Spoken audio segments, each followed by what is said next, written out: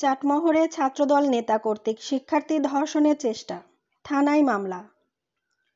পাবনা চাটমোহর উপজেলার হরিপুর ইউনিয়নের শ্রীধরপুরে 11 মার্চ রাত্রি 8:30টার দিকে নবম শ্রেণীর শিক্ষার্থী অপহরণ ও ধর্ষণের চেষ্টায় ছাত্রদল নেতাকে আসামি করে চাটমোহর থানায় মামলা দায়ের হয়েছে।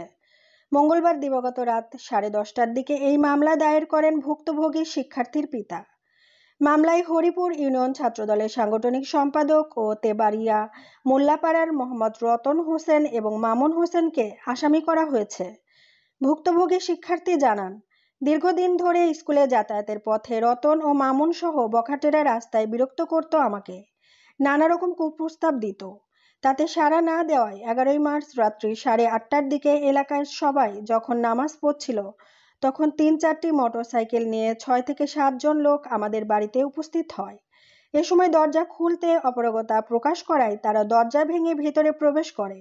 এ সময় রতন ও মামুন আমাকে মুখ চেপে ধরে বাহিরে বের করে নিয়ে যায় ও ধর্ষণের চেষ্টা করেন।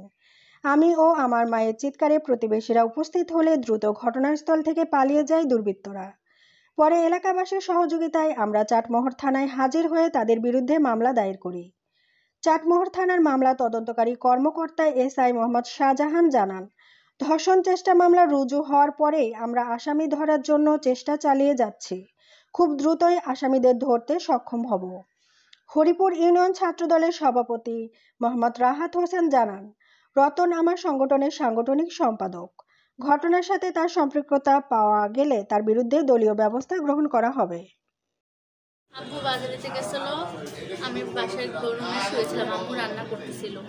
সেই সময় দুটো ছেলে রুমের ভিতরে ঢুকে ধস্তাধস্তি করে জবরদস্তিভাবে। ছেলে দুটার নাম কি? রতন আর মামুন।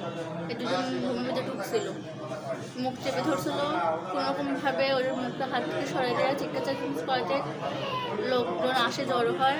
ওদের থেকে এর আগে কি আপনাকে বিরক্ত করতো? হ্যাঁ, ওদেরকে দেখে ওরা পরে পালায় চলে যায়। আর বাইরের 5-6 জন লোক ছিল, বাইক নিয়ে আসছিল, বাইকে পুরো চলে গেছে। অস্ত্র ছিল তাদের কাছে? কি ছিল? হ্যাঁ ছিল। এর আগে আপনাকে অনেক ভয় ভীতি দেখাইতো? হ্যাঁ, আমি স্কুল যেতে আসতে একটু ডিস্টার্ব করতো। এর বিচার তো অবশ্যই আপনি চান। হ্যাঁ। আপনি থানায় মামলা করছেন? হ্যাঁ।